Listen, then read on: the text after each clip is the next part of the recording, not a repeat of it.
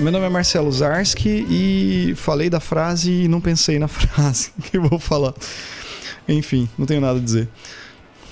Meu nome é Anderson Rosa, conhecido também como Frater Goya.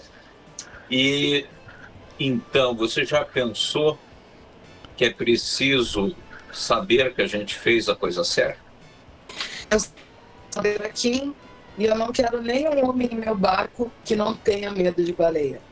Eu sou a Juliana Morgado e o extraordinário acontece no ordinário da vida. Eu sou Renan Lourenço da Fonseca e qual será a alegoria do Aronofsky dessa vez? Pois é, né? É isso aí, galera que tá ouvindo. A gente tá aqui com participação especial de 2 ouvintes nossos, Renan e Juliana. Prazer. Quem tiver afim de participar dos próximos episódios também, a gente faz uma chamadinha muitas vezes. Muito prazer em receber vocês hoje. Espero que somem. Nós vamos falar sobre o filme A Baleia, do Darren Aronofsky, não sei se assim pronuncia. Esse filme está em cartaz, se eu não me engano, ou já foi, enfim, está sendo muito falado pela atuação, né, do ator. E antes de eu chamar a vinheta, para você que está ouvindo, esse episódio vai ter bastante spoiler, porque é bem difícil de falar desse filme sem dar spoiler de toda a alegoria, de todos os conceitos que são levantados ali. Beleza? Depois da vinheta.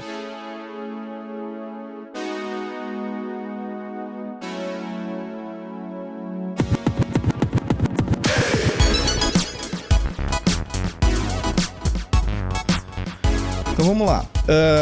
Sinopse do filme, né? Só rapidinho, pra quem não assistiu ainda. Então o filme, né? A Baleia, ou The Whale, né? No título original.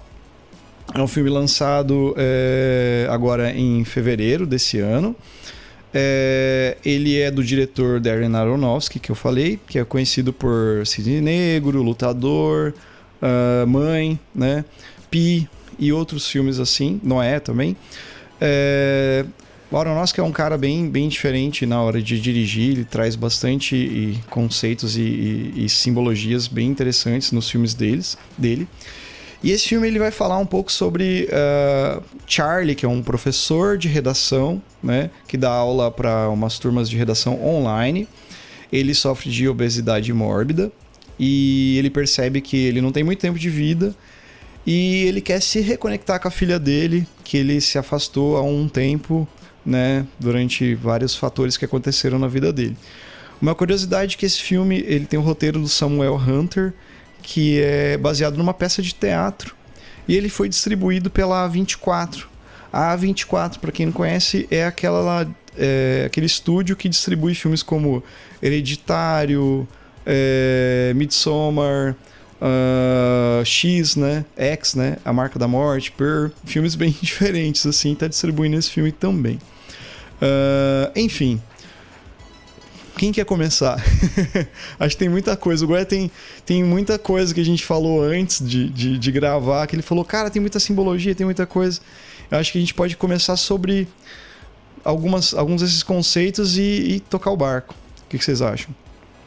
Então, deixa eu começar rapidinho, porque todo mundo tá levando A Baleia como um filme onde o Brandon Fraser, o problema é a obesidade mórbida dele, mas a turma se esquece que, na realidade, o filme acaba sendo sobre Moby Dick, né? E todo o drama que envolve o livro Moby Dick é fabuloso, esse livro. E justamente a pegadinha é botar o Brandon Fraser com a obesidade mórbida, porque só mostra... Porque, antes de mais nada, é um filme que vai falar sobre diversos tipos de preconceito, né? Como ele não é apenas um professor de literatura, mas ele é um homem de meia-idade gay, né? Que perdeu a pessoa que ele amava e aí entrou num ciclo de autodestruição, né? Só que as pessoas se identificam, The Whale é o cara gordo. E na realidade não. O The Whale é um livro sobre o qual, né, Melville, né, que ele está falando, E ele fala muito sobre isso. Então, é muito importante a gente pensar nisso, porque senão a gente fica estigmatizado pelo papel do cara gordo, e o cara gordo é o que menos interessa nesse contexto todo, né? Então, acho que isso é muito importante colocar. Vai lá, Débora.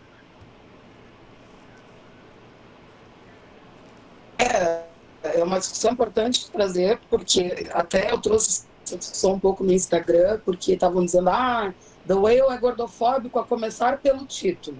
Quem disse isso não assistiu o filme. Tem uma história muito bem contada ali e que se prova não sendo gordofóbica. Até porque todo mundo pensa que é uma ofensa ao personagem do Brendan Fraser, quando, na verdade, a obesidade no filme ela é um sintoma de algo muito maior. Então, é como tu teres uma gripe e essa gripe apresentar uma febre. A febre é o sintoma da doença. E ali no filme, a obesidade é o sintoma de algo muito maior, né? Quando se fala de questões de gênero, questão de religiosidade, o trabalho dele, a vergonha que ele tinha, tudo isso vai se acoplando nesse sintoma e vai tomando um espaço muito maior. É óbvio, dentro desse filme, a obesidade pode ser apenas um sintoma, mas ela acaba sendo o eixo central de mobilidade dele perante a vida e perante a vida prática mesmo, né? Que logo no início do filme a gente já tem aquela situação de que ele troca o andador por uma cadeira, mas eu vou deixar o pessoal também trazer, mas acho que a gente partir desse ponto de olhar para Moby Dick antes de olhar para o Brendan e de olhar para o sintoma antes de olhar para a obesidade como o centro do filme é muito importante para que a gente consiga entender o restante dos complexos que acontecem ali, né? Vai, E só para elucidar um pouco mais o que a Débora disse, na hora que ele pergunta para duas pessoas, né, sobre essa questão da obesidade, se as pessoas têm nojo dele, e eles deixam muito claro que tem nojo, mas que não é pela obesidade, né, que são por outras coisas, que é até mesmo a Ellie, a hora que fala para ele, a filha, né, eu tenho nojo de você independente do corpo que você tem. Então isso é muito, essa coisa dessa redenção que ele busca, fica claro, né, que não tem nada a ver ali com a questão corpórea e os afetos que ele tem, ou que ele deixa de ter com as outras pessoas, é independente do corpo que ele tem, e sim pelas posturas que ele teve durante toda a vida, né?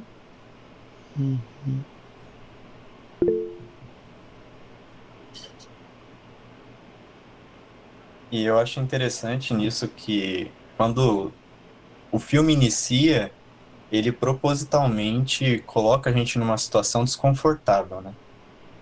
E esse desconforto eu acredito ser proposital porque ele vai apresentar a personagem principal que não tem um perfil de beleza que se espera para a sociedade e tantos outros atributos que fazem dele uma pessoa avessa ao que se coloca como preferível, né, como não repulsivo, digamos assim.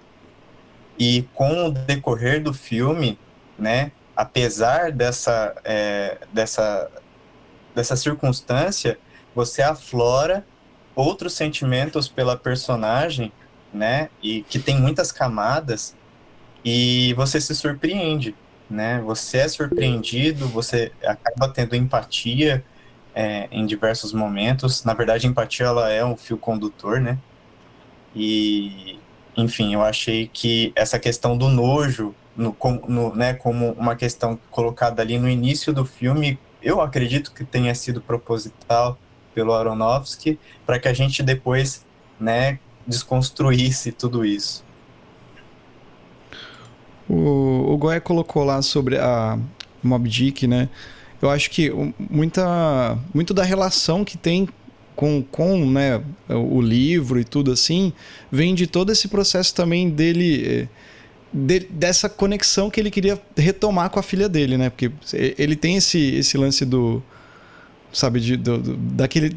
Ele fica repetindo aqueles versos, né? Desde o começo do filme. A primeira cena, né, que mostra que o rapaz fala, lê isso pra mim, né? Aí ele lê E daí, eu lembro que eu tenho Moby Dick na minha lista de leitura, mas eu não li ainda. Mas o começo não é desse jeito. Sim, tá no meu Kindle, tá salvo. Eu tô lendo outro livro primeiro, agora fica nessa.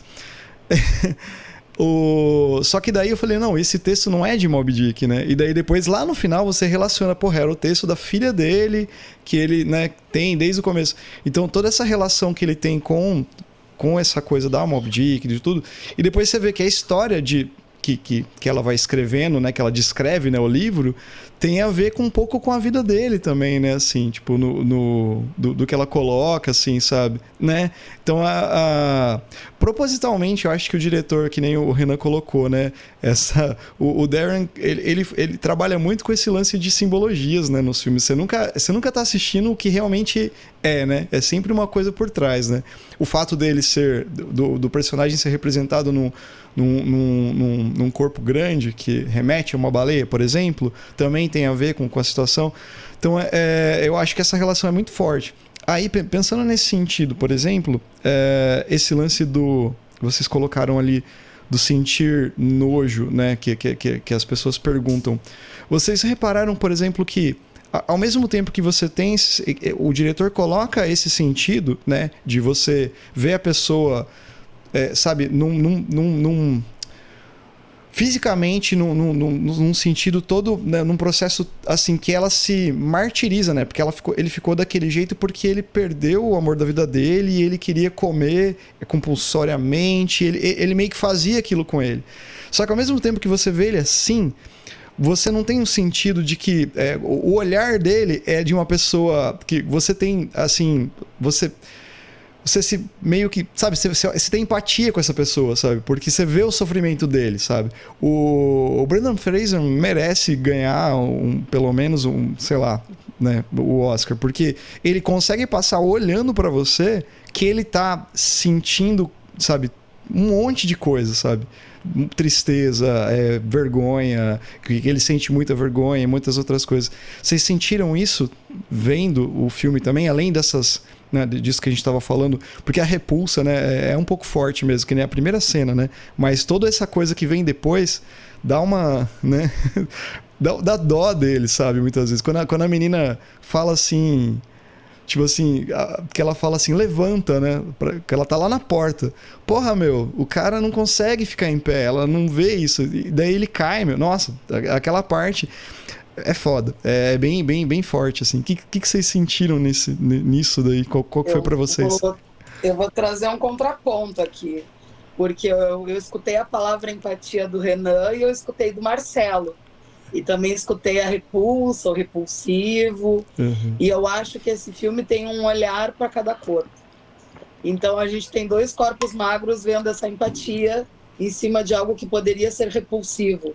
Eu vi identificação naquele cara. Sim. A primeira cena que ele se levanta e tu consegue ter a dimensão do tamanho dele, eu me vi naquele lugar. E aí eu falo enquanto mulher gorda, enquanto corpo gordo, que vai ter aqueles olhares de... olha o tamanho dessa pessoa, sabe? Então eu acho que, dependendo de quem olha, o olhar sobre o personagem se altera. Então eu acho que nós vamos ter uma leitura de filme aqui nesse podcast com dois eixos bem distintos. Eu percebi muita identificação com muitas coisas ali. Porque a gente sente, a gente percebe essas questões. A questão do primeiro momento que ele se levanta no filme foi um troço que, para mim, berrou. Aquela cena foi muito marcante, porque tem uma grandeza naquela... A maneira que a câmera pega faz ele parecer maior do que já é. A gente pressupõe que o personagem tem ali por volta de seus 300 quilos. E ele parece muito maior que isso. E outra cena que eu acho que te bate, assim, e aí eu falo novamente, o meu viés do filme. O momento que tu descobre, quando ele tá na porta de casa, que ele mora no segundo piso de um conjunto de apartamentos. Ele não mora no primeiro piso. E tu pensa, há quanto tempo esse cara não desce, se para ir no banheiro ele sofre desse tanto? E a gente sabe que o corpo gordo ele tem seus limites para cadeiras, para bancos, poltrona de avião, etc. e tal. E aí quando tu vê uma situação dessas, tu fica assim, meu Deus, há quanto tempo esse personagem está preso nesse labirinto dele mesmo? Porque, na verdade, ali a gente vê o processo dele internalizando, ele tá comendo as culpas dele, ele tá comendo as dores dele, e ele tá se engolindo. E o filme todo é uma penumbra que tu não enxerga nada, a maior parte do tempo. Parece que tu mergulha naquele inferno dele junto. Eu acho que a questão da Moby Dick tá nisso também, né? A profundeza daquela casa. Vou deixar vocês falarem também. Juliana, você quer ir primeiro?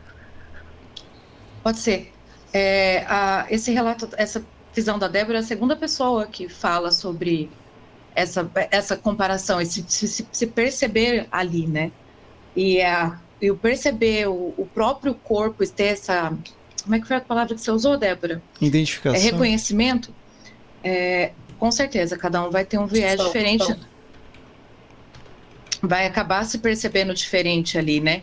A mãe que é abandonada com a filha pequena, a filha com toda a raiva, com toda... E uma das coisas que a gente percebe bastante é que ele não é poupado a nenhum momento de toda a raiva que as pessoas sentem dele, de todo o ódio, de todo assim, olha o que você fez, e inclusive olha o que você fez consigo mesmo. Né? A que ponto que você chegou? Porque eles podem, na hora dessa questão específica do nojo, né, falar que tem nojo de outras coisas aparecem primeiro, né, do que até mesmo falar sobre o corpo. Mas não tem como a gente falar assim, olha, o corpo, a cena que ele tá levantando, aquilo ali, todo mundo fica olhando, não tem o que fazer. E a hora que o cara da pizzaria que tá lá assim, pô, cara, você precisa de mim? Eu tô aqui. A hora que o vê, né, o choque que tem e como aquilo impacta nos finalmente ali para ele, então não tem como a gente deixar como a parte do corpo impacta ele enquanto ser humano. E outra coisa que a gente percebe muito, essa questão dele estar no segundo andar, é que ele constrói uma caverna em volta dele, né? Tudo é muito apertado, tudo é muito pequeno, tudo é muito... ninho, né? Nest, né? É um ninho, né? Que ele faz ali, né? Isso, né? Esse ninho, essa coisa fechada, e onde parece que aí ele está cada vez maior e ele não cabe ali, né? E aí não serve, falta, não tem espaço. Você já acabou, Juliana? Então, assim, eu quero trazer alguns outros elementos para colaborar com essa análise. Eu não sei se o pessoal viu ou se atentou para isso, mas, por exemplo, ele cita em algumas vezes os personagens do romance do Herman Melville, né? E um deles, que é o Capitão Ahab, que é o grande inimigo da baleia, Ahab, em hebraico, quer dizer amor, tá? Lembrando que o livro é sobre o medo e o filme também acaba sendo sobre o medo. E Ahab também, enquanto conceito, é o símbolo da luta humana contra as forças externas do universo. Isso muda tudo se você coloca o filme nessa ótica. Outra característica no filme, que aí espero que todos tenham percebido, né, mais um spoiler, né, o filme inteiro, se vocês perceberam, todas as cenas externas são na chuva. Só tem uma cena com sol, né? Então, e isso também faz parte do complexo simbólico que a gente vai ter aí nesse livro, né? E que, na realidade, o Brandon Fraser ele está atuando como catalisador do medo das pessoas. Assim como no livro do Moby Dick, a baleia é o catalisador desse medo, da insegurança do Ahab contra o universo, né? Tipo, é algo que é tão terrível que ele precisa destruir aquilo. O Brandon Fraser, né, o personagem dele, faz, às vezes, de catalisador desse ódio das pessoas. Porque você vê a moça, que era a cunhada dele, que é quem cuida dele, né, a Liz, a Hong Chau, a atriz Hong Chau. Você vê a filha dele, a Ellie, descarregando todo o ódio, né? A mulher dele, aliás, todas as atuações estão fabulosas, né? A Samantha Morton, que é a que faz a Catarina no seriado Rainha Serpente, que, aliás, eu já falei, eu quero conversar dessa série, né? Ela aparece o filme em 5 minutos, ela vira, se vocês perceberam, ela faz um plot twist que a história entra num outro viés ali, né? Ela entra já com o pé na porta e, ao contrário de tudo, na realidade, ela é a pessoa que quer poupar ele. Né? Ela é pintada, a história toda é pintada com ela querendo afastar a filha, ela negando, ela sofrendo com a distância dele, blá, blá, blá, blá, blá. E, na realidade, você descobre que não, que no fundo havia, inclusive, um acordo deles, né, ali dela com ele, de preservação, talvez até pela carreira dele de professor, com outro cara lá, com o companheiro dele, né? Então tem todo um aspecto ali, e ela tenta preservar até aquele momento em que ela fala da questão do dinheiro, né? Ela, na realidade, ela tenta proteger ele, só que todas as pessoas durante a história vão descarregando o seu ódio nele. De alguma forma, o próprio menino lá, o pseudo-mormon, né, que vai fazer, a filha faz isso, a Liz faz isso, né? A única pessoa que não faz isso na história é o entregador de pizza. Que todas as falas que ele faz no filme terminam: você está bem? Você precisa de alguma coisa? Posso fazer alguma coisa por você? Né? Vai lá, Renan. Então, o Goya, ele traz essa âncora, né? Acho que é uma metáfora interessante para falar desse filme, para a obra do Moby Dick, e eu fiquei até um pouco entristecido quando o filme já começou explicitamente falando sobre Moby Dick, né? Quando o Aronofsky, nos outros filmes dele, que eu gosto muito também, o primeiro filme que eu assisti do Aronofsky foi aquele A Fonte da Vida, com o Hugh Jackman. Também assisti O Cisne Negro, Mãe, e todos esses filmes, eles não são explícitos, né? Ele não traz a alegoria explícita. E esse filme, ele já começa falando, né, do Moby Dick. E aí eu falei, poxa, eu acho que aí já estraga um pouco daquele exercício que é de você tentar encontrar qual que é a representação que o Darren Aronofsky faz naquele filme, né?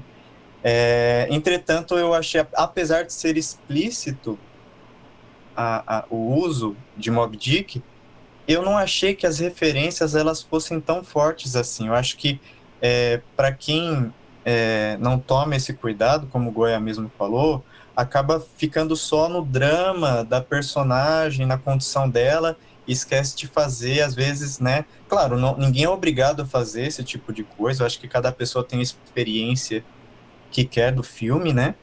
Mas eu achei que, não sei, dos filmes do Aronofsky, talvez um dos menos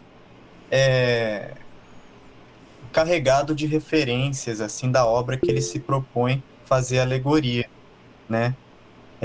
Bom, acho que eu comecei aqui falando, né, sobre essa questão do Aronofsky, mas o Aronofsky, ele também, além dessa questão do sofrimento que o filme carrega, ele fala eu acho que todos os filmes dele trata disso, né, de transcendência, que é algo que no final fica muito também explícito, né?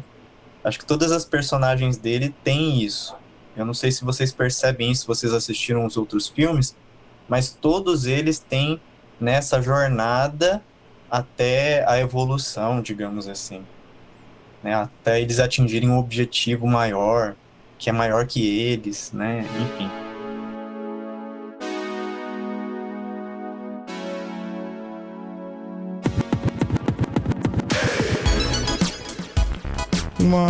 Pegando esse gancho aí, cara, de referência também, Moby Dick, talvez pode ser coisa minha, mas vocês perceberam que além da chuva, né, de estar sempre úmido, molhado, toda essa coisa assim também, os sons, né, a trilha sonora, ela remete muito ao mar, né? Por exemplo, quando ele ia pro quarto lá, aquele quarto que ele mantia, que era o quarto deles, né, arrumado, você escutava um barulho que parecia barulho de mar, né? Um barulho forte, assim, também, sabe? Não de ondas, mas do mar mesmo, sabe? Então sempre tinha essas referências, assim, sabe? Pra dar a impressão de que você tá dentro de algo que remete a isso daí também. Esse lance que você falou, o Goya até colocou ali no comentário, eu acho que o cara nosso que meio que cansou de ter que fazer isso realmente, porque quase todos os filmes dele tem alguma coisinha, né? E o Mãe mesmo foi um filme mega polêmico, porque muita gente amou, muita gente odiou, tipo assim, porque, porra, né, tem que ter um manual pra assistir, não sei o que e tal, assim, sabe, acho que pode ser que tenha isso, e eu achei que não foi ruim ele ter colocado essa referência já no início, porque parece que o filme ficou mais, sei lá, você consegue ficar mais à vontade, talvez, assistindo, não sei, assim, tentando compreender coisas, assim, ou tentando relacionar e juntando mais ideias. Uma coisa que me chamou bastante atenção, eu revi recentemente o Lutador dele, que é com o Mickey Rourke, né? E eu vi várias semelhanças entre esse filme com o Lutador. Primeiro, né? Começa pelo ator, né? O Brendan Fraser era um ator que estava há um tempo meio que afastado de grandes produções de cinema, teve vários problemas, né? Teve até um lance lá com um produtor que ele foi abusado e tal. E esse filme foi meio que um retorno dele, né? Em produções, assim, em festivais de cinema, sabe? Todo mundo falou da atuação dele. E é um filme que fala, assim, além dessas outras simbologias que a gente estava falando, né? Ele fala desse... A gente pode pensar, olhar nesse lado também do pai tentando se conectar com a filha, sabe? Também. E o Lutador tem isso, né? O Lutador tem essa história do pai que tenta se reconectar com a filha, que deixou há muito tempo, meio que abandonou a filha, vamos dizer assim, sabe?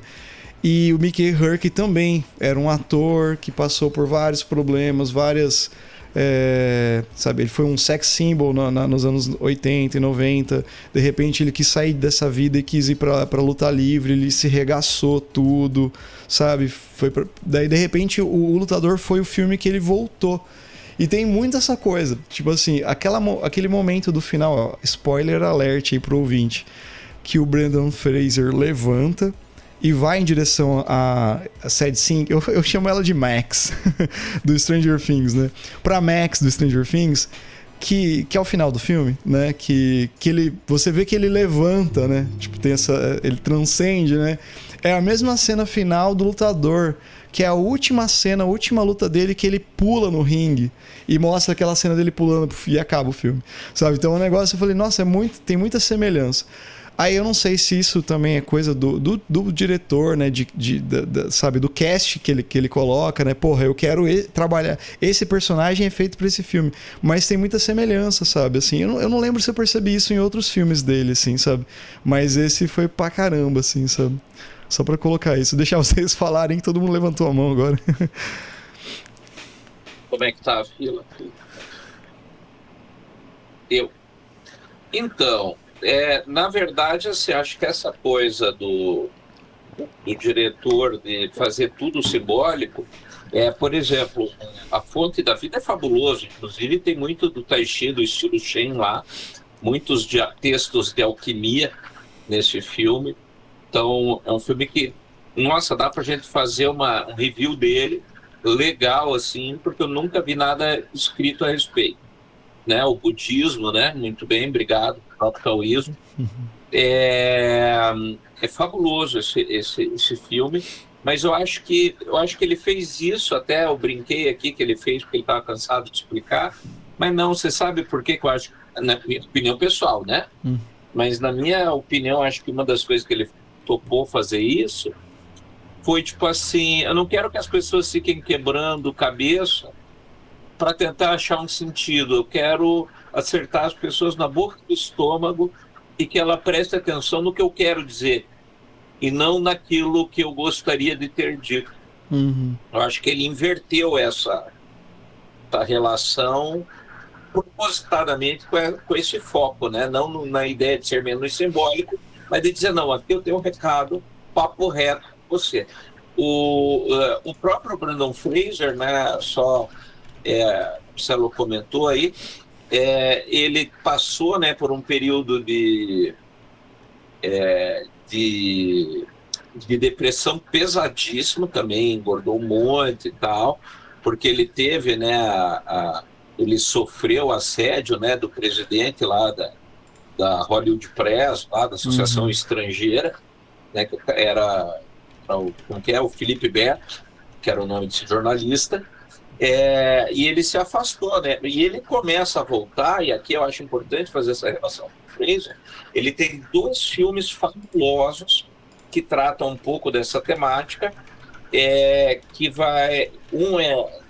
o retorno dele se dá com a série, né, Doom Patrol, em que ele faz um robô que não aparece a cara dele, né, na realidade, só quando ele não é o robô. Então, acho que isso já tem um peso para ele, ator, né, de não se mostrar, de não conformidade, de não aceitação dele mesmo. E acho que na Baleia tem um processo catártico aí, e de superação dele, de conseguir vencer tudo isso. Acho que é o personagem.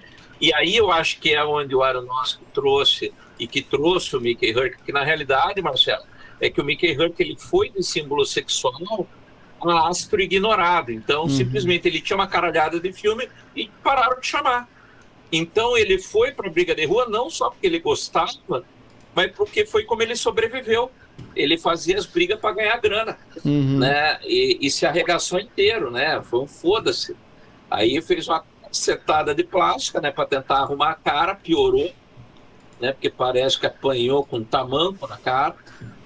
E, né, então ele vem, acho, com esse resgate dos caras, assim, tipo, olha, eu tenho um papel que acho que você é o cara que vai conseguir dar luz a isso aí, porque eu acho que você vai se identificar com esse personagem, né, vai ter esse reconhecimento, né? Aí o Renan citou ali o Rock, né, eu deixo o Renan falar. Então, acho que essas coisas a gente não pode deixar passar batido, né? Porque tem essa somatória. Eu acho que ele procura... Eu acho ele um diretor muito atencioso no detalhe. Ele é muito atencioso. Não é tudo que eu gosto dele, mas em especial. E do Brendan Fraser... Puta vida, peraí. Deixa eu ver aqui o nome do filme. Que é um outro filme que ele faz com o Gandalf. Fraser. Não sei se vocês já viram esse filme. Se chama Deuses e Monstros. O filme é de 1998. E o Ian McKellen faz, que é o Gandalf, né? Ele faz o papel do diretor de Frankenstein, novamente um monstro da Era de Ouro, ali, finalzinho do século XIX. Né, do mesmo período do Moby Dick, né? Isso também é sintomático com o Brendan Fraser. Ele pega 2 monstros clássicos, né? Embora não diretamente, porque o Deuses e Monstros não é sobre Frankenstein, mas sobre o diretor de Frankenstein. E o The Whale não é o livro Moby Dick, né? É alguém falando sobre. Então ele pega 2 clássicos do final do século XIX que ele atua. E esse Deuses e Monstros é fabuloso. Se vocês não viram, pelo amor de Deus, assistam. É um filme feroz que vai... Assim, não dá para você assistir a Baleia e Deuses e Monstros no mesmo dia. Você não vai sair vivo disso. Tá? Vai lá, Renan. Eu acho que a Débora tá mais tempo com a mãozinha levantada. Pode falar, Débora. Obrigada. É uma relação que o Marcelo trouxe dos finais, né, catárticos. Eu estava me lembrando do final de Hacking for a Dream, que o protagonista também, na cena final, ele tem aquele fade-out da câmera e ele tá deitado numa maca. Vou tentar não dar spoiler, óbvio, né, porque estamos falando de The Whale e dando spoilers de The Whale, não vamos entregar tudo. Mas aquela saída de câmera que também traz aquela luz crescendo e a orquestra subindo... E eu acho muito legal em The Whale, porque o filme é todo escuro, escuro, escuro, escuro, e na hora que os créditos vão entrar, ele te joga aquela luz branca na cara como se tu já não tivesse apanhado o suficiente, né? Que te invade os olhos, que fere de alguma maneira. Acho que é soberbo aquilo. E uma coisa que o Goya traz, que faz total sentido com a questão da escolha do ator, eu acho que foi muito pontual, muito sensível da parte do diretor. Porque eu não sei se vocês viram uma das entregas de prêmio que o Brendan Fraser participou. Ele fez um discurso super potente e profundo, não só com relação ao agradecimento dele, ao retorno dele, mas teve uma catarse tão relacionada com o filme que tu pensava assim, isso daqui era para aparecer nos créditos do filme. Porque tu percebes que a dor do personagem era a dor do Brendan também. Então, essa escolha intencional, ela traz um sentimento ainda mais visceral. Eu acho que é por isso que é muito difícil a gente ter em The Whale o que se teve em Mãe, que tu tem uma divisão, quem amou e quem odiou, quem super entendeu, quem não entendeu nada e quem procurou o manual. A Baleia não, tu não sai sem tomar um impacto, seja porque tu te enojou, seja porque tu não gostou, mas não tem como tu não te comover em algum trecho daquela história, porque todas as narrativas ali, elas te conduzem para um sentimentalismo, uma coisa pesada. É um filme pesado que tu não digere fácil, tu fica um tempo ali olhando aquele letreiro subir, e eu acho que isso é uma característica muito do diretor também, porque quando eu assisti Hacking for a Dream anos e anos atrás, eu tive essa mesma sensação de ficar contemplativa, aquela letra subindo, a letra terminou de subir, eu fiquei ali pensando o que eu tinha acabado de ver, porque tem muita informação para tu pensar. E essa questão de entregar no início, eu acho que foi intencional também. Eu não acho que foi uma perda de mão ou uma perda de paciência. Eu acho que ele queria dar uma mensagem muito clara, independente do nível, da profundidade que tu ias entender. Ele queria te deixar com os butiá tudo caído do bolso. E ele conseguiu. Porque mesmo que tu não tenha tido um super entendimento do filme filosófico, psicológico, etc e tal, tu saiu desconfortável. Não interessa se tu leu 50 livros, se tu não leu nenhum, se foi a tua primeira ida ao cinema, alguma coisa ali reverberou. Eu acho que isso ficou muito potente. Eu fiquei super comovida, depois eu ainda vi o filme no Piratation, né? Porque a impressão que eu tinha quando o filme terminou é que eu não tinha pego tudo. Que eu só tinha dado aquela primeira passada de olhos, que faltava um mergulho maior. E é incrível que na segunda vez que tu assiste, tu acaba trazendo mais elementos e mais questões. Eu acho que uma cena que me marcou na primeira vez que eu vi tinha sido o momento que ele tem a crise, né, o ápice da crise do filme, que ele se descamba a comer e ele começa a misturar tudo e faz aquele caos, né, que a gente viu. E quando eu reassisti aquela cena, ela ainda fez mais sentido, porque tu tem uma pessoa que ela tem uma compulsão alimentar e que a cunhada que cuida dele tenta ter algum controle, mas ela já se mostra super desistente, ela entrega a comida para ele assim, do tipo, o que eu vou fazer, né? É o que tem para fazer hoje. E aquela cena, eu acho, da compulsão alimentar falou bastante sobre o emocional dele, porque é o momento de mais catarse, eu acho, do filme, em termos de todos os ocorridos que foram acontecendo ali, todos os meandros da história dele se chocaram, né? Filha, o relacionamento, o ter que falar do relacionamento, a ex-mulher na volta, a crise com a cunhada, tudo entrou no mesmo eixo. É o momento que ele, agora eu vou me matar mesmo, e aí eu vou me matar comendo. É uma coisa que tu falando parece ridículo, mas que no filme tu pensa, cara, tu vai morrer, porque ele já tá morrendo, né? Tu vai morrer, porque tu tá comendo uma pizza com Doritos, com não sei mais o que, com tudo misturado. E aí tu sabe que é só simbólico, né? E aí tu fica pensando quantas vezes a gente se mata no dia a dia em situações similares, e às vezes não vai ser com a comida, às vezes não vai ser com cigarro, às vezes vai ser com outras coisas, porque as crises nos levaram para esse lugar. Então é um filme que ele revira todas as tuas gavetas, né? E não tem um personagem ou cena que você fala assim, nossa, agora nesse momento eu posso sair daqui e ir ao banheiro. Não tem condição. E não teve um personagem que você não olha para ele e não possa sentir algo próximo, alguma proximidade. Até mesmo do companheiro que tinha morrido. Né? Aquela coisa, você fala, nossa, o companheiro morreu, a irmã dele tá falando que forçava-o a comer, até que ele definhasse e fosse a vias de fato. A mãe, a hora que chega... Gente, para uma mãe chegar e falar, eu te poupei da nossa filha porque ela não é uma boa pessoa, ela é má, aquilo é tão doloroso para uma mãe chegar nesse ponto para falar, para conseguir expressar isso, e ao mesmo tempo ele falando, não, ela é verdadeira, ela isso me impactava muito, né? Não era uma positividade do tudo vai ficar muito bem, ele não, existe algo de extraordinário nessa coisa que ela está mostrando, tem algo a mais para ser visto, ela é fantástica, ela é perfeita, e na hora que parece que, foi isso que você estava falando, Débora, a hora que vem todo mundo, aí ele, pronto, é agora que eu vou ter minha redenção, não é perdão, né? É redenção, essa é a palavra que eu tenho, que eu compreendo para esse filme, além do Renan ter trazido a questão da transcendência, mas acho que ele transcende por essa redenção, né? Como o Goya na hora que abriu também, eu preciso saber que eu fiz algo bom nessa vida para poder partir daqui, eu preciso de alguma dignidade, nem que seja aqui na hora da morte, para poder falar assim, existe alguma luz nessa toda essa vida que eu tive aqui. E eu acho que cada personagem, se a gente for esmiuçar, né, destrinchar cada um, eles têm tanta complexidade em tão curto espaço de tela, de tempo ali, e de dor, e de conseguirem expressar. Poxa, a Liz, né? Você vai fazer eu passar por isso de novo? Eu vou ter que passar por isso mais uma vez? E a hora que ela entrega realmente o lanche, tipo, tá, fazer o quê?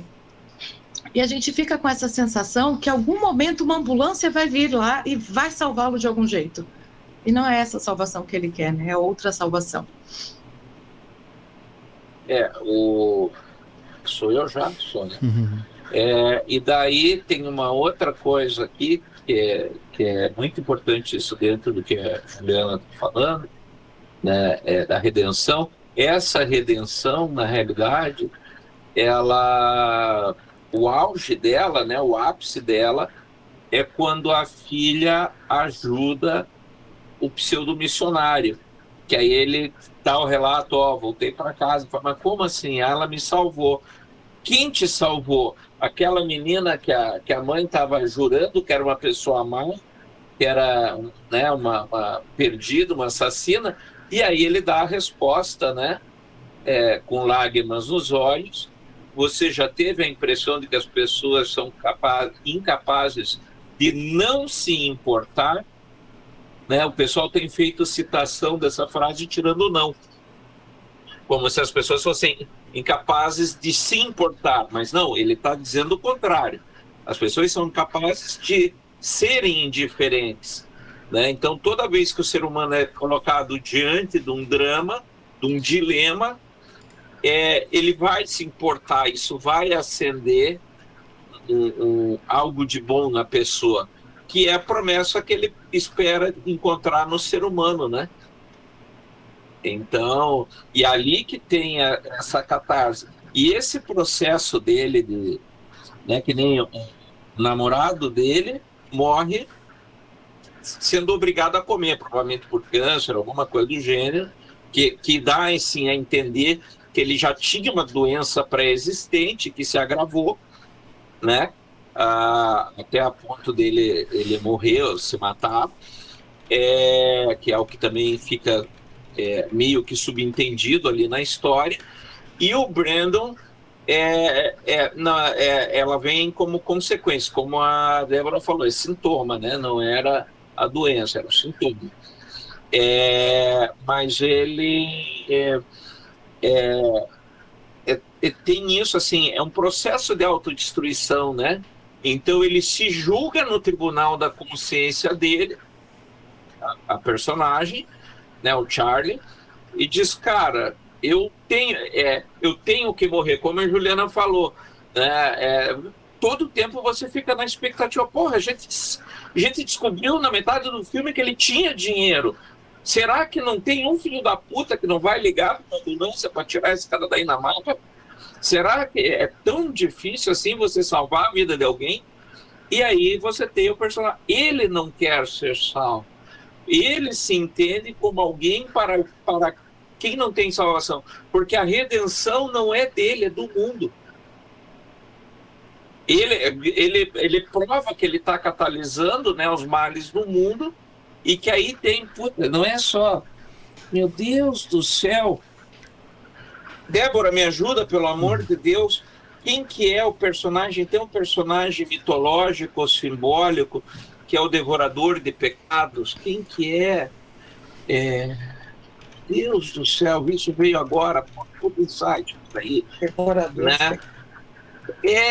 Existe na mitologia, por exemplo, dentro da cultura judaica, você tem o bode expiatório, né? Então você tem o carneiro da redenção, que era imolado no altar, como sacrifício a Deus, e o bode, que as pessoas vão descarregar tudo que havia de ruim nelas, né? E daí esse bode era mandado para o deserto para morrer. Ele era tipo assim, todo mundo, ele era colocado no centro da praça, aí as pessoas falavam tudo, tinha todos os seus pecados, né?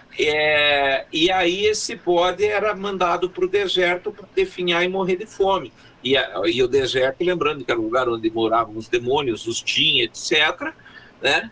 E que daí ele levava, por isso que se chama bode expiatório, porque ele expia os pecados da humanidade, né? E o Brandon Fraser está fazendo, né? O Charlie faz esse papel, e existe um personagem aí mitológico que se chama Devorador de Pecados. Eu vou procurar isso, eu vou achar em algum lugar, mas que é justamente o personagem, e que aí tem tudo a ver com a história do filme, que ele vai devorando tudo no sentido de autodestruição, mas é de trazer para si o pecado dos outros, o pecado do menino da igreja, o pecado que a própria Liz carrega, porque ela é enfermeira. Imagine o processo de culpa que essa guria tem de ter perdido o irmão por uma doença. A mulher de ter, né, de não ter conseguido levar adiante a relação, dele ter saído, ela não ter elaborado, né? Você vê a própria filha, ele traz os pecados da filha, ele traz os pecados do Mormon, né, do evangelizador ali, né, ele traz os pecados do mundo para ele. A Débora lembrou, não é exatamente, mas pode ser a Amit, dentro da mitologia egípcia, sim, é a devoradora dos mortos, né, a que leva também a devoradora de almas, a devoradora de pecados, pode ser sim. Mas não é exatamente ela, é outro personagem. Mas tem essa conduta, e ele faz isso, ele se farta dos pecados, tudo que as pessoas falam, ele simplesmente absorve. Você vê que ele não devolve. Em nenhum momento ele se defende, ele não devolve. Porque ele está trazendo para si, mais do que a compulsão da comida, ele tem a compulsão de pegar os pecados, né, alheios, e trazer e transformar isso, fazer as pessoas, como ele forçou a mulher dele a perceber que a filha não era ruim. Passo por você, desculpa, me empolguei. Eu acho interessante que nisso que o Goya traz, né, de que ele é uma pessoa não reativa, negativamente falando, né, porque ele reage positivamente, na verdade, né, tudo de ruim ele reage positivamente.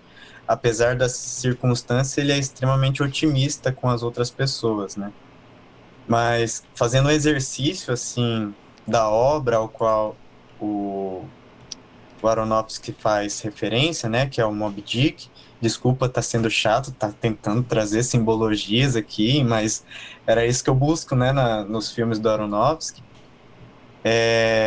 Eu fiquei refletindo se o Charlie, né, ele era Moby Dick ou Ahab, né, que é a personagem principal do Moby Dick, porque eu acho que ele traz, em alguns momentos, um pouco de cada, né, porque o Ahab, ele é esse personagem obcecado pela vingança, né, e Moby Dick é essa criatura, né, que desmembra ele, né? Ele arranca uma perna dele, então já mostra um pouco do Charlie ali na falta de mobilidade e tal. Mas o Ahab, ele não se parece muito com o Charlie, né? ele é quase um oposto, porque o Charlie, ele é essa figura carinhosa, essa figura empática mesmo, né? E então eu pelo menos interpreto que o Charlie, ele tá, né, nesse destino dele que ele tá traçando, que é a morte certa, né? E aquilo que a Juliana falou, eu não consigo sair e ir ao banheiro porque a qualquer momento ele parece que vai morrer, né? Ele é uma bomba relógio. Então o filme todo você não consegue dar aquela baixada, né? Dar aquele respiro. Você fica o tempo todo ali esperando acontecer e não acontece. E várias vezes essa ameaça da morte, ela vem à tona, né? E no final a gente nem vê ele morrendo realmente, né? A gente vê ele transcendendo, a gente imagina que talvez ele tenha tido algum tipo de infarto, né? Mas me pareceu algo muito mais positivo, né? Algo muito mais libertador. E o Ahab, o spoiler também do Moby Dick, né? Ele é arrastado para as profundezas, enquanto o Charlie ele tem uma ascensão. Então eu fiquei numa pira assim, meio, caramba, será que o Aronofsky quer mostrar o avesso? Porque não é possível, as referências dele são, apesar de implícitas, elas são tão precisas que dessa vez com The Whale eu fiquei muito confuso. Porque tem hora que parece contrário, né? É muito interessante isso. Então, essa dualidade, né, entre Ahab e Moby Dick, eu acho interessante.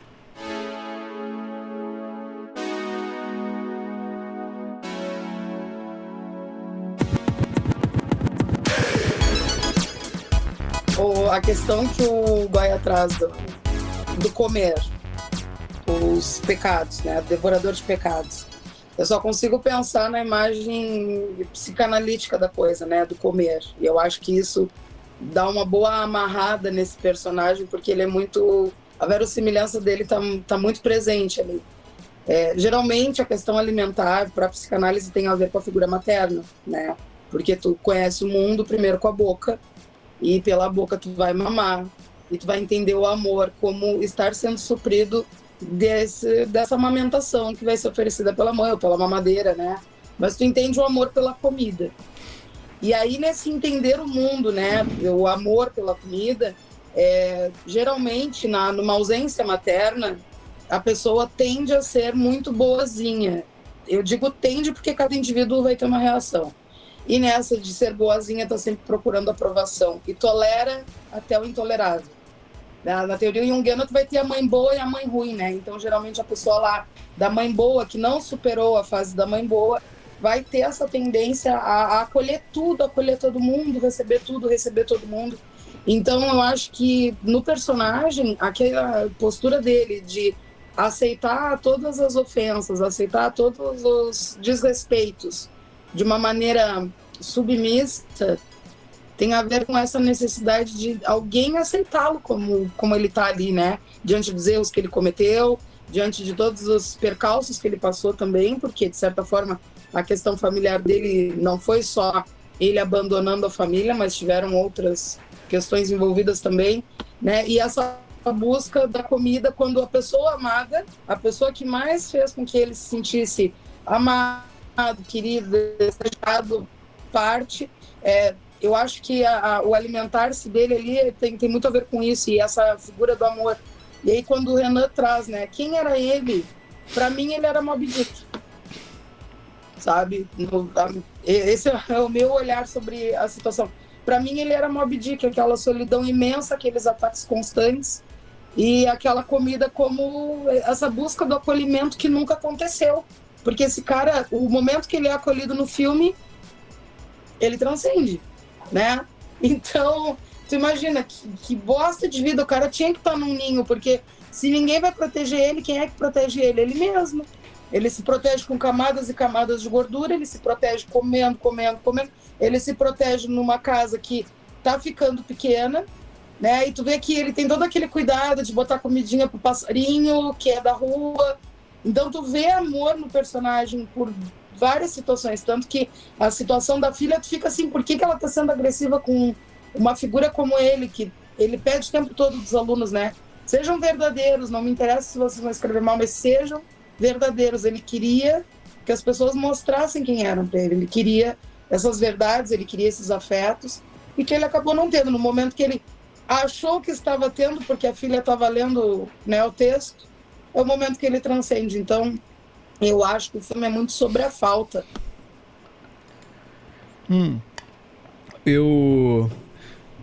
Sou eu agora? Tá. Então, algumas coisas que eu fiquei pensando. Eu fui assistir o filme no sábado com uma galera e a gente saiu. Primeiro, a gente terminou a sessão no cinema e foi aquele silêncio, sabe? Só via os narizinhos meio puxando assim, sabe?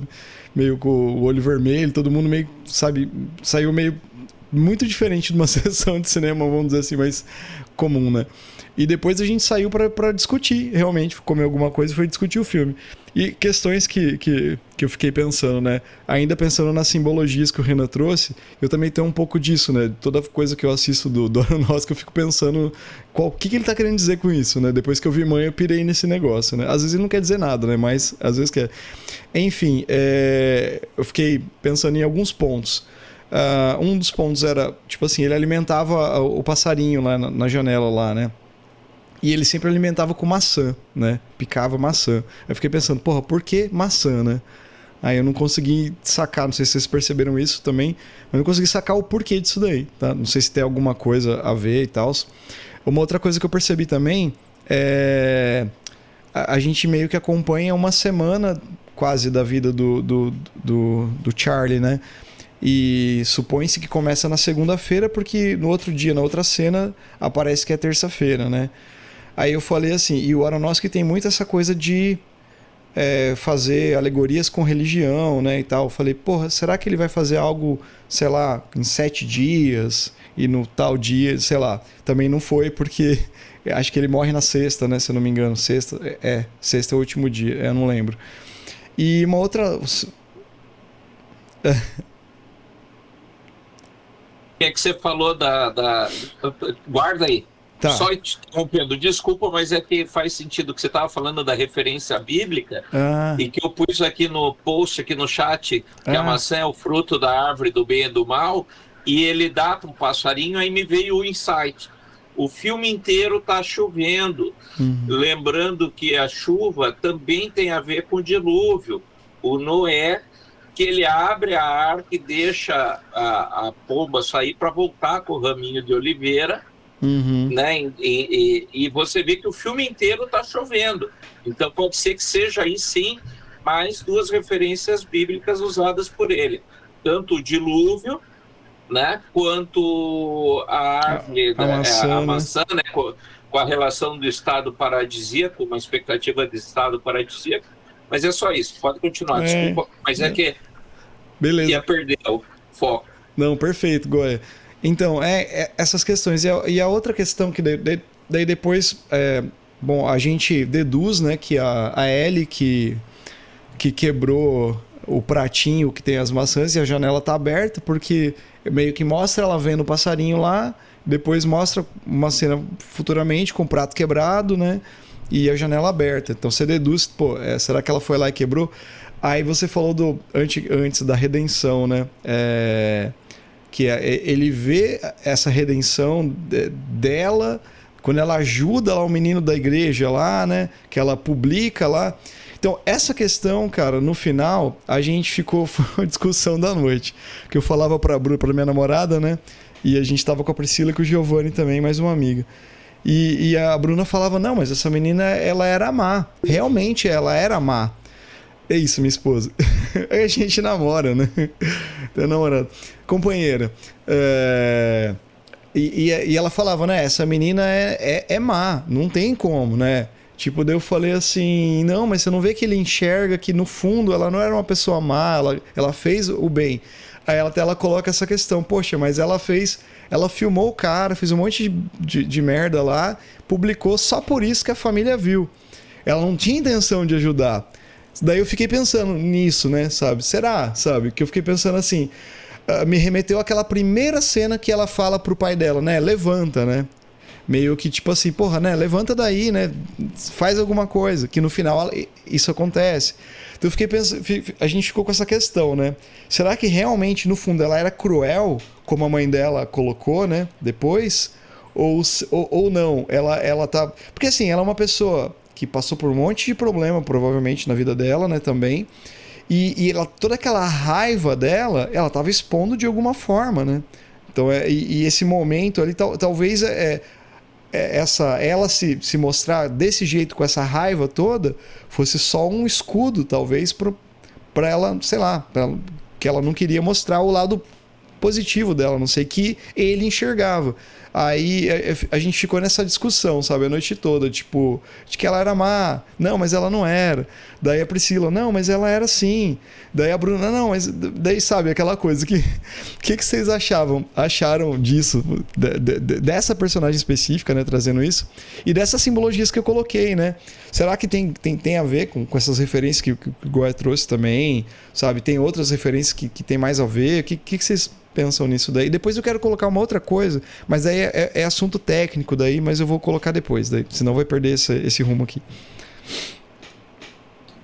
Eu ia pontuar uma coisa sobre alimentação, mas sobre a Ellie, ela é uma adolescente, né, que foi abandonada pelo pai, que provavelmente ele era a personificação de Deus para ela, né? Ele era um super-herói para ela.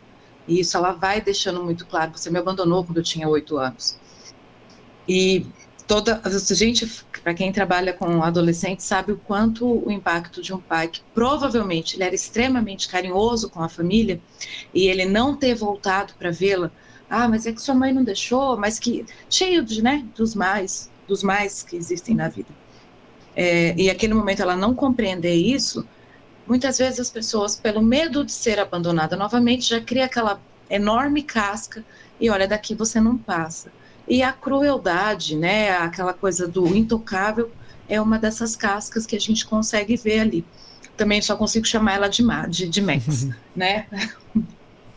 Agora, a Débora estava falando antes sobre a questão da alimentação e tudo mais, eu tenho uma sensação. Ele entrega para as pessoas o que elas precisam dele. Pro corvo que estava ali, pro passarinho que aparecia ali, ele não poderia entregar um pedaço de lanche, né? Um pedaço de pizza. Então, o mais justo seria entregar uma maçã. Provavelmente ele deveria ter uma maçã ali para dividir durante a semana para entregar o que seria de melhor para ele. Para os alunos, ele também, por mais que ele fale, vocês precisam ser verdadeiros, mas durante acho que todo esse percurso dele enquanto professor, ele entregava o que eles precisavam, que era o professor, não a imagem dele, né? Ele entregava o que eles precisavam. E é na questão da comida mesmo, né, dessa parte. O Renan fala bastante dessa questão simbólica, eu sou muito lenta para entender essas referências, mas com comida até pego bem. A Ellie fala que lembra do companheiro dele, que a mãe tinha ido viajar na casa da avó e que ele tinha feito um filé e que era uma das comidas mais gostosas. A ex-esposa, a Mary, né, fala também que sente saudade dele cozinhando, da comida que ele fazia. Então, eu percebo que talvez essa coisa dele buscar ser quisto, ou talvez uma demonstração mesmo de puro amor e afeto, era entregar a comida que ele sabia fazer. A comida, aquilo que ele mais gostava de fazer. Na hora que ele se vê sozinho e desolado no mundo, ele também não cozinha, ele só pede fast food. Né? Ele para com isso de cozinhar, até mesmo para si mesmo, ele não tem mais quem alimentar com esse afeto. Não sei se vocês percebem essa questão também ali com o alimento mesmo, com a comida em si. Uhum. Então, também eu tendo a concordar com a Juliana sobre essa questão do comportamento adolescente mesmo, então não é questão de ser bom ou mal, mas que ela de fato tem um comportamento cruel. O que acontece é justamente isso. O Charlie, ele é extremamente otimista com tudo. chega a dar raiva, né? Porque essa garota, ela não tinha intenção de ajudar em nenhum momento. Talvez no final ali ela vacila, né? Mas o que dá a entender, inclusive com aquele rapaz religioso, é que ela só queria, né, se revoltar mais uma vez e destruir tudo aquilo que pode ser bom para o pai dela, porque ela já chega, né, na casa com o garoto lá dentro e ela imagina que é outro parceiro que ele está tendo, e aí ela já quer, de alguma forma, deturpar aquilo, quer, né, começa a fazer registros do cara e constrangê-lo, né, e ela faz isso com uma facilidade, né, porque o cara, ele se entrega para ela de bandeja. Como ela consegue ser manipuladora nesse sentido também, né? Então, assim, a crueldade dela é aguçada, dá para notar isso. Ela realmente alimentou, né, por esses anos. E eu fico imaginando, né, ela ainda era criança quando ele foi embora, acho que ela tinha 8 anos, né? E aquele sentimento estranho dentro dela, né? Eu fiquei muito, muito sentido nesse sentido. E, enfim, eu acho que o Charlie, ele é extremamente otimista e isso me incomoda bastante, assim, na personagem, né?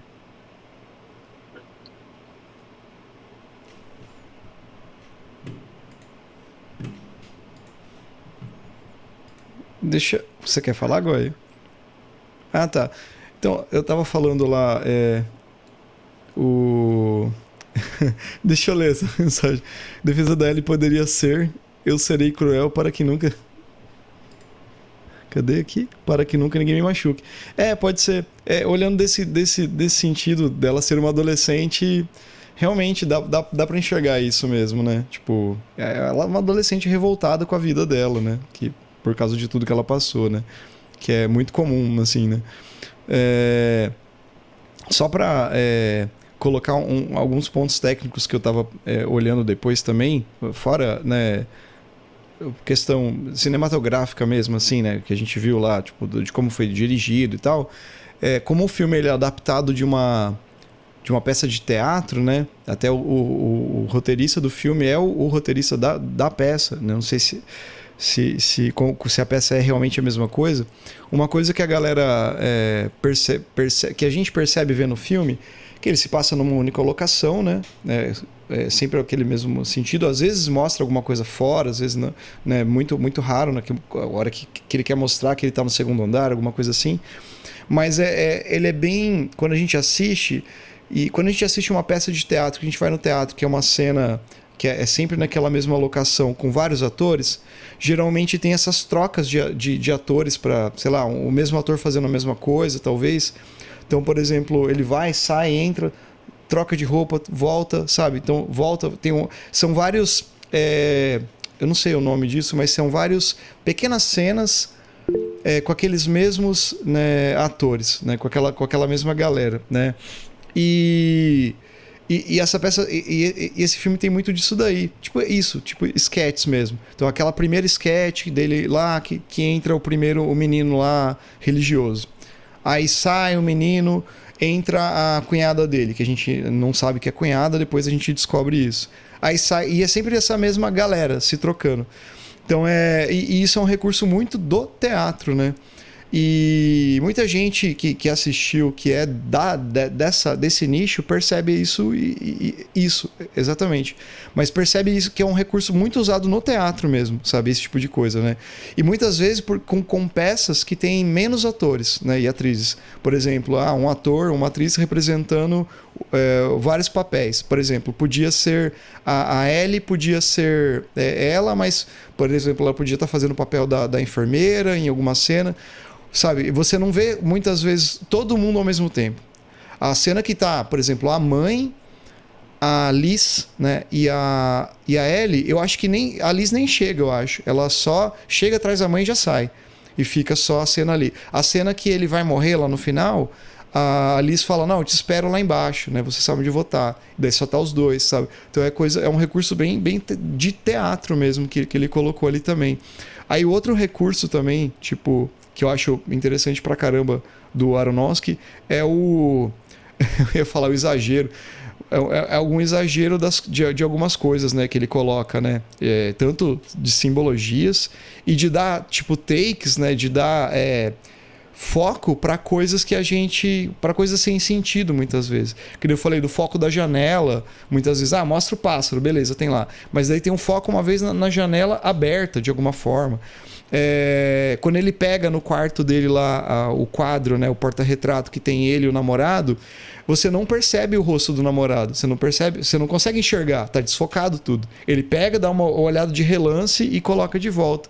Então você não vê quem que é a pessoa, sabe? Até, não sei se ele faz isso, porque se a gente visse talvez que fosse uma pessoa com traços orientais, a gente ia talvez ligar com a... não sei, mas acho que não. Então coisas assim que ele coloca, sabe? Que são recursos que deixam a gente querendo saber o que está acontecendo, sabe? Acho muito interessante isso também, que ele vai colocando.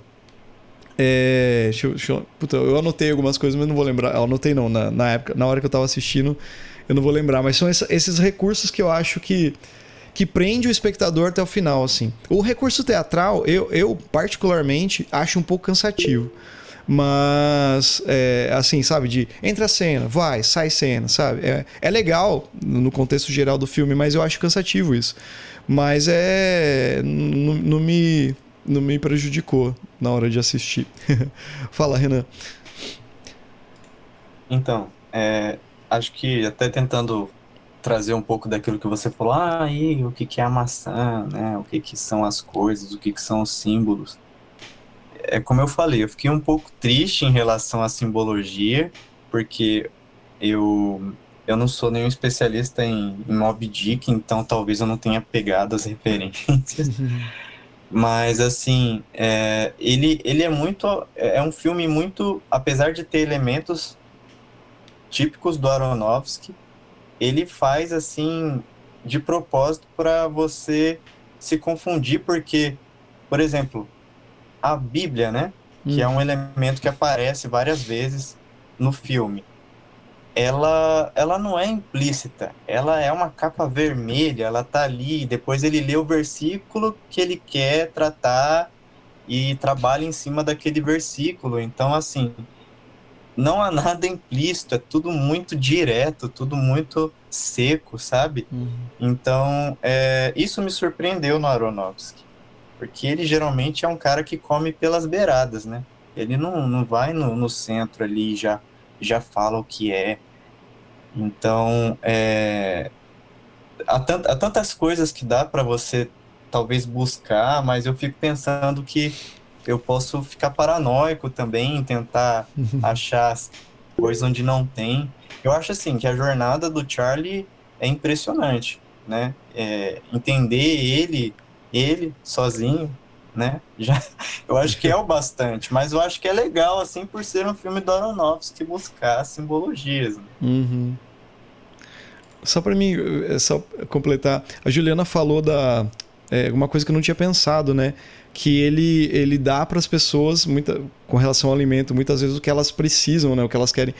E realmente, você vê, ele só come fast food, ele só come porcaria, vamos dizer assim.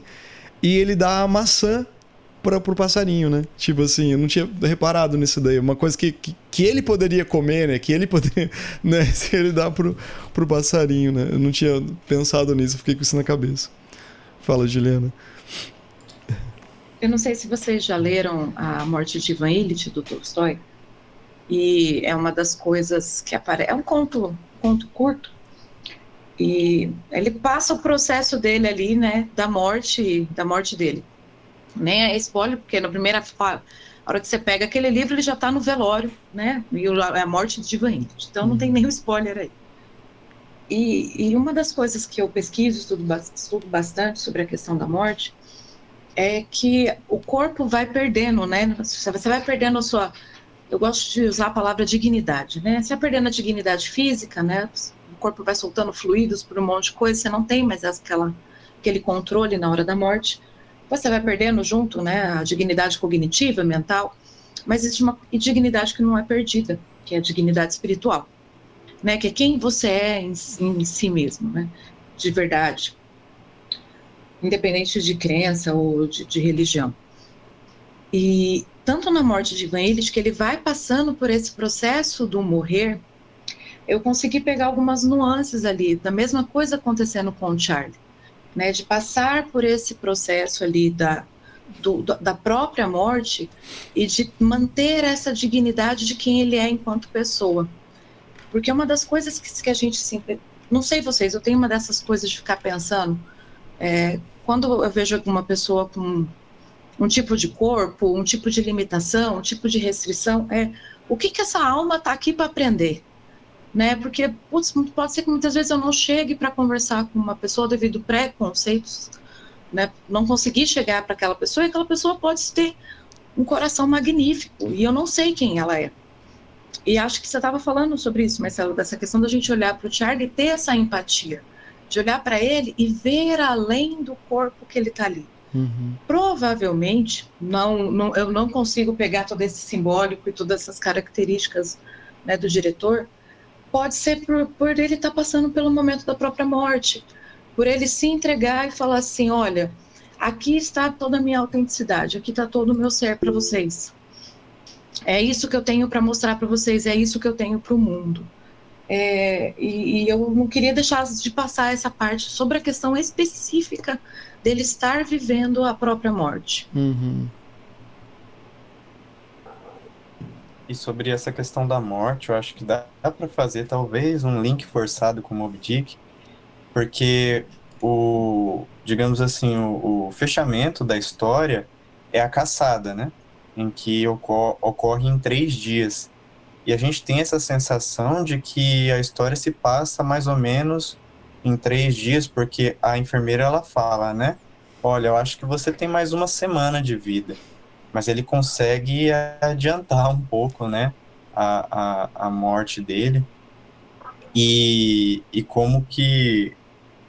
Eu não sei, ele quer ainda se apegar, porque a todo momento ele sabe que ele está morrendo, mas ele pesquisa para ver se ele realmente está morrendo. Uhum. Né? Ele vai lá no Google, como todo mundo erroneamente faz. Será que eu realmente estou morrendo? Será que a minha situação ela é realmente degradante, senhor Google, né? E daí ele entende, né, que é algo inevitável e que ele acelera isso apesar dele querer se apegar em algumas coisas que estão mal resolvidas, né? Uhum. Tipo, ele já não tem tempo.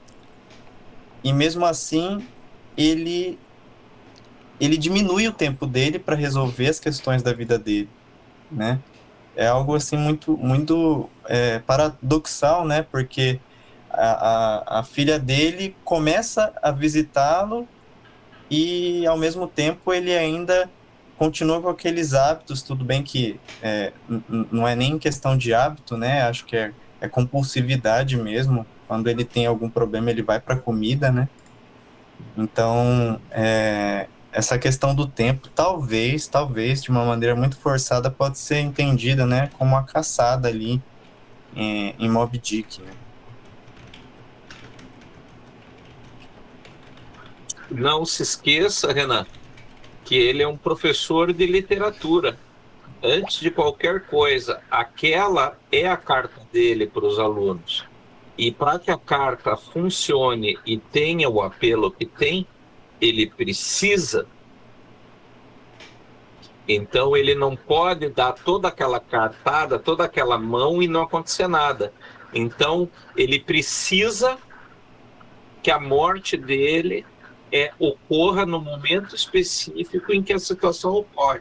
O clímax tem que ser junto, né? Sob a pena de ser um coito interrompido, né? De não chegar no clímax. Então ele precisa que tudo isso aconteça. Eu acho que essa necessidade dele apressar a morte tem muito mais a ver de que ele percebeu que as pessoas foram acelerando, né? O processo de cada um, as coisas foram acontecendo mais rápido do que ele esperava, então ele também precisa morrer mais rápido do que ele está programado, né? E acho que até essa coisa do Google, dele procurar no Google se ele vai ou não morrer, ele se certificando que ele tem que morrer naquele prazo, quando eu acabar a quarta, eu preciso fazer o grande finale, de um jeito ou de outro.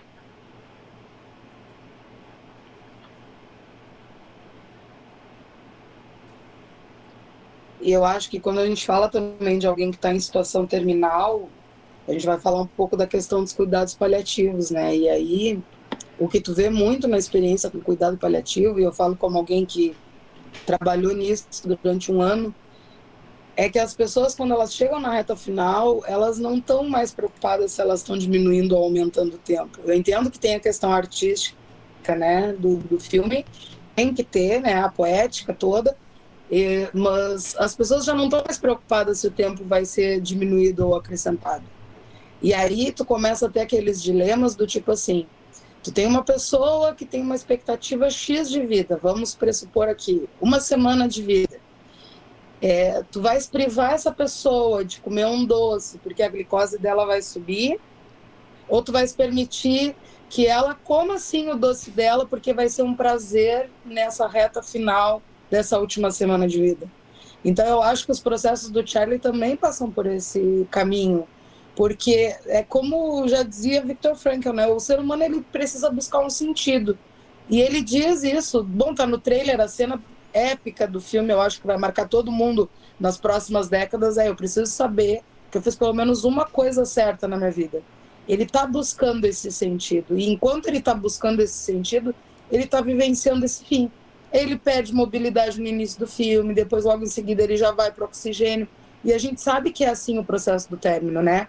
A gente vai perdendo uma coisinha por vez até que não sobre mais nada, até que a alma se despeça. Só que aí, como disse a Juliana, né, o que vai alimentar essa alma para que essa transcendência possa acontecer? Então eu acho que ele não tenta diminuir o tempo dele, mesmo no momento da crise, que ele come que nem um condenado, ou até às vezes que ele tenta abusar do físico dele, no momento que ele já não tem mais essa capacidade. Eu acho que ele está vivendo o processo de terminalidade dele dentro do que pode ser menos sofrível. Eu acho que a questão social dele já era sofrida o suficiente. A imobilidade física, porque eu não sei vocês, mas o filme me deu uma sensação de imobilidade tamanha que eu me sentia atada, né? E por ver o personagem naquela situação, tu te sente atado. E tu tem essa sensação o filme todo, mesmo sendo as sketches, ele tá naquele maldito canto do sofá. As pessoas estão entrando, estão saindo, e ele tá no mesmo lugar. E aí, quando sai o canto do sofá, é a cadeirinha no mesmo espaço, né? E os apertos e as coisas. Então, eu acho que ele vive a terminalidade dele. E essas questões acabam surgindo ali também. Pô, o cara já tá com o coração mega comprometido. Tu não vai ter como botar um cara como ele numa cirurgia, numa bariátrica, botar para fazer um exercício físico, fazer uma restrição alimentar. Adianta de quê no ponto que ele chegou? Já não adianta de mais nada. E aí, se tu vai privar ele do prazer de comer, né, o que resta? Então, acho que isso são questões também que podem ser pensadas sobre o filme. Uhum. Isso, rapidinho, isso acontece bem na hora que ele engasga com aquele lanche de almôndega, e a Liz vai lá, desengasga ele e toma, come. É muito evidente isso que a Débora falou. Uhum. O Goiás nos abandonou aqui. Eu ia falar pra ele que pra gente encaminhando pra uma reta final, assim, a gente podia, pra não ficar muito longo também. Mas assim, a gente podia meio que deixar, sei lá, falar. A gente falou bastante do filme, de tudo, simbologia, de outras coisas assim, mas no que o filme, assim, como espectador, né, como uma pessoa, um ser humano, o que trouxe pra gente, além de todas essas discussões, mas assim, o que resumidamente, assim, o que a gente achou disso, né? Pra mim, assim, só pra mim, já aproveitar que eu tô com o microfone aberto aqui, eu vou ficar muito nesse sentido que a Juliana colocou também, que é do lance tipo como se fosse uma redenção. Ele tá o tempo todo querendo se redimir fazer alguma coisa boa na vida dele, né? Que ele coloca no começo, assim. Dá a entender que nessa reta final da vida dele era isso que ele queria colocar. Sem pensar nas simbologias que a gente tenta procurar aí no filme, assim, no geral, assim, sabe?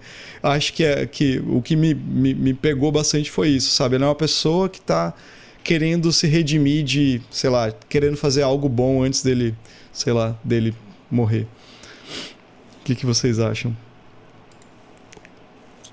Eu já vou levantar minha bandeira, que eu acho que esse filme traz representatividade. Porque nós não temos nenhum filme da grandeza de The Whale com um protagonista obeso. E estava na hora de ter, porque é sempre a mesma coisa, a galera magrinha, bonitinha, etc e tal. Tá na hora de trazer um obeso bonitinho também, porque eu acho que não é só sobre as questões de corpo, mas sobre trazer para o cinema mesmo, e muito do que foi... Bom, vocês sabem que o Twitter, ele é o lado B de tudo que a gente pode imaginar, né? Ele sempre vai trazer contrapontos poderosos.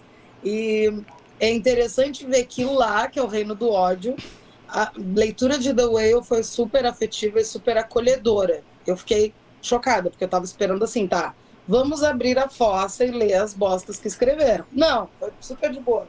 Então eu acho que trouxe uma representatividade importante, principalmente porque não fez o clássico de tu chamares um artista magro e maquiares ele para que ele ficasse gordo. Não, tu já trazes um cara que é gordo e tu trazes uma maquiagem que não satiriza o corpo gordo, porque estava super natural, estava super respeitoso, a maneira que a luz incidia também, tudo que foi trabalhado ali no corpo do personagem, tornou muito verossímil, né? Fugiu daquele padrão de que o gordo é para deboche, como filmes de Eddie Murphy e Companhia Limitada que a gente via nos anos 90.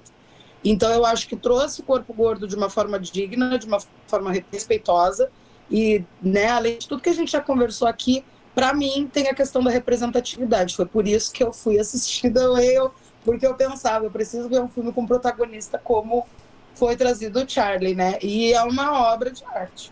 É uma obra de arte que eu acho que daqui mais uns anos a gente ainda vai seguir discutindo e vendo pessoas discutindo o filme. Para mim foi isso.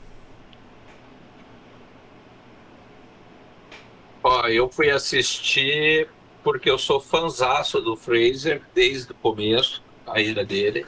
E eu digo para vocês, eu fiquei mais de 6 meses esperando para ver esse filme. Eu estava já numa super expectativa e ele superou toda e qualquer expectativa. Então, fica aí. Eu não tenho mais nada a acrescentar. Na real, tenho. Daria para a gente estar falando isso aqui 4 dias, né? Mas a gente precisa parar, né? Uma hora.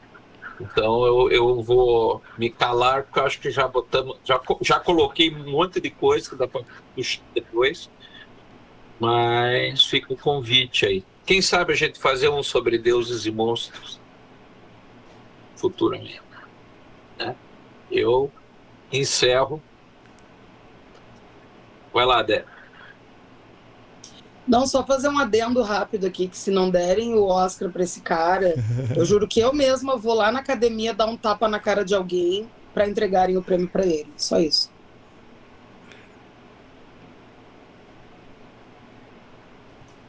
Bom, eu gostaria também de fazer o meu fechamento, dizendo que essa foi uma obra do Aronofsky que me surpreendeu novamente, né? Porque ela não é assim tão saturada de simbologias, mas ele mantém uma fórmula que eu bato na tecla, que é a questão da transcendência, né?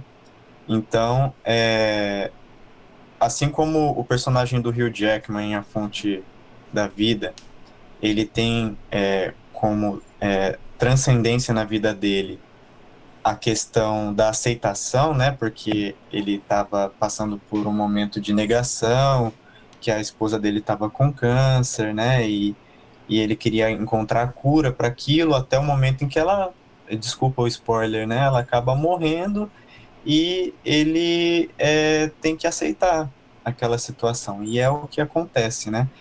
E já em The Whale, eu acho que a transcendência dele está realmente na redenção, né?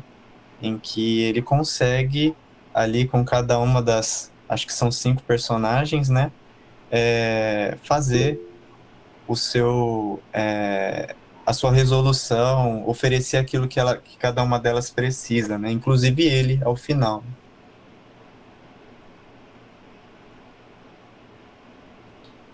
Aqui em casa a gente tem uma política de não assistir mais trailers. Então eu sabia o que era o filme, mas assim, não assisti nada, não peguei nada, não olhei nada. E aquela coisa de tentar absorver o máximo que está sendo entregue ali, naquela coisa, a tela e eu sentadinha aqui. Então foi essa coisa que a gente acabou dizendo todo o tempo, de estar muito apertado, de estar muito preso. E talvez essa sensação que ele tenha trazido seja essa coisa de estar aprisionado no próprio corpo. E aí a hora que chegou naquele final, tudo aquilo acontecendo, a luz entrando, iluminando a filha dele, rapaz, mas chorei, meu marido do lado, choramos, a gente chorou um monte, porque assim, e não é um choro de tristeza do filme tá acabando, da vida tá acabando, seja lá o que tá acontecendo, aquele choro de empatia com o personagem, de ver ele conseguindo isso, choro de liberação mesmo, aquela coisa, a catarse acontecendo ali, acho que com todo mundo que estava ali no cinema, que ficou naquele tempo preso, né, em cada esquetezinho, em cada ato acontecendo, e naquela hora você vê aquela libertação, aquela liberação, que é a última porrada que eu acho que a gente leva. A Débora usou essa expressão na hora que fica tudo branco, né? Acho que é a última porrada que a gente leva e não tem como sair dali falando assim, não se impactando de quão extraordinário pode ser o momento da morte de uma pessoa, né? O que aquilo pode ser tão significativo para a pessoa. A Débora citou o Viktor Frankl, e o Frankl fala também sobre o sentido da vida, né? Que não é o sentido nosso no dia a dia, que esse sentido ele pode ser encontrado na hora da morte, que você não projeta ele, você não pensa nele, você o encontra naquele momento. É como se a vida te fizesse uma síntese, que aí ele encontra a resposta dele e ali ele se liberta. Acho que eu consegui resumir essa minha maior experiência ali toda com o filme. Legal. Gente, queria agradecer. Muito obrigado. Débora nem sempre está aqui com a gente, né? Ela é do Grito das Corvas, mas sempre bem-vinda. E agradecer a Juliana e Renan. Muito obrigado pela disposição de vocês. Eu lembro que foi a primeira vez que a gente fez isso, de abrir para ouvintes. E vocês se interessaram, achei muito, muito bacana, assim. Sejam sempre bem-vindos. Obrigado por somar sempre, né? E estamos de portas abertas também, se vocês tiverem sugestões, indicações e mais comentar, manda mensagem. A gente tem contato, então fala, pô, grava sobre isso, eu quero participar. Só avisar pra gente, a gente vai se falando assim. Mas pra gente foi bem legal a experiência. Não sei o que você achou, Goé, também, mas gostei bastante de ter mais gente somando, né?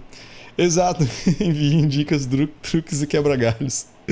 Então, ficamos assim. Se você chegou até aqui, né? Muito obrigado. A Baleia, quem não assistiu ainda, The Whale, né? Ou sei lá. Quem não assistiu ainda, assista. E todos esses filmes, né? Todas essas ideias que a gente colocou aqui, né, durante o episódio, vou tentar linkar na descrição do episódio. Enfim, muito obrigado e boa noite para todo mundo. Ou bom dia, ou boa tarde, ou sei lá. É isso aí.